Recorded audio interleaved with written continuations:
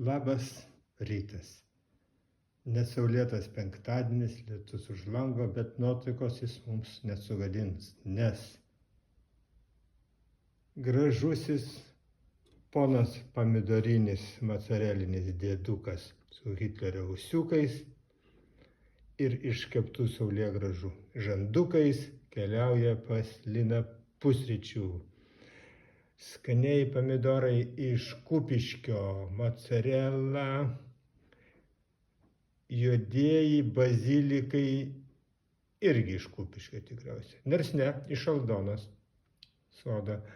Žiūrėkit, gražiosios pakepintos saulėgrąžytės, graikiškos kalamata alyvuogės, aliejus ir super skani druskytė, vadinasi svano druska.